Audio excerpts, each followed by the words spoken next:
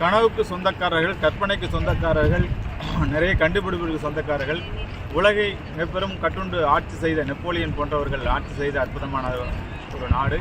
Zone of arc ஆட்சி செய்த ஒரு அற்புதமான நாடு. ஜோன் ஆஃப் ஆர்க்கை பற்றி நிறைய பேர் அப்படியாப்பட்ட பிரான்ஸ் பாரிஸில் கிராண்ட் அரண்மனை, அதாவது 1800 கட்டப்பட்ட பிரம்மாண்டமான ஒரு சிட்டி நண்பர்களே. அதாவது வந்து பார்த்திங்கன்னா பாரம்பரியமும் அற்புதமும் நிறைந்த இந்த பாரிஸில் வந்து பார்த்திங்கன்னா கிராண்ட் பேலஸ் அப்படிங்கிறது வந்து மிக பிரம்மாண்டமான ஒரு பேலஸ்.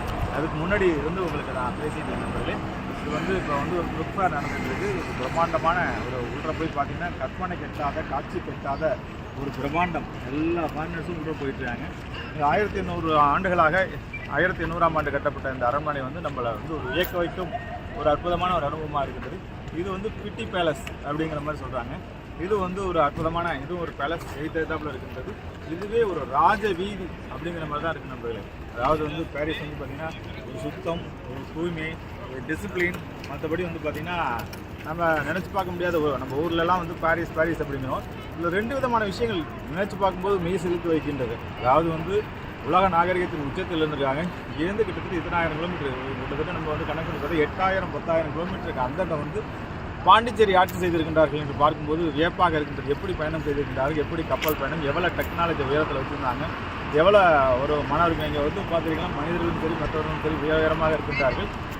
மேக்ஸிமைஸ் நம்ம பக்கத்தில் இருக்கிற பாண்டிச்சேரி வந்து பார்த்திங்கன்னா பிரெஞ்சு ஆதிக்கத்துக்கு கீழே இருந்திருக்கு. இங்கே வந்து பாண்டிச்சேரி தமிழர்கள் வகம் ஃபுல்லாக பார்த்தீங்கன்னா முக்கியமாக பார்க்க வேண்டிய விஷயம் வந்து ஸ்ரீலங்கன் தமிழர்ஸ் தான் எங்கே பார்த்தாலும் வந்து வியாபித்து இருக்கின்றார்கள். இங்கே வந்து தமிழ் பேசுவர்கள் கேட்கும்போது என்ன ஒரு பெரிய விஷயம் என்றால் பாண்டிச்சேரி தமிழர்கள் நிறையா இருக்கின்றார்கள். ஏன்னா பாண்டிச்சேரி குடியுரிமை நிறையா இருக்கின்றது. பாண்டிச்சேரிக்கு நிறைய சொந்தக்காரர்கள், பாண்டிச்சேரி சேர்ந்தவர்கள் நிறையா இருக்கின்றார்கள். இன்னும் கூட நிறைய நண்பர்களை பாண்டிச்சேரி குடியுரிமை பெற்ற தமிழர்களை சந்திக்க வேண்டிய சூழ்நிலை ஏற்பட்டது. அவர்களெல்லாம் இந்த பாரிஸை பற்றி அருமையாக சொல்லிக் கொண்டிருக்கின்றார்கள்.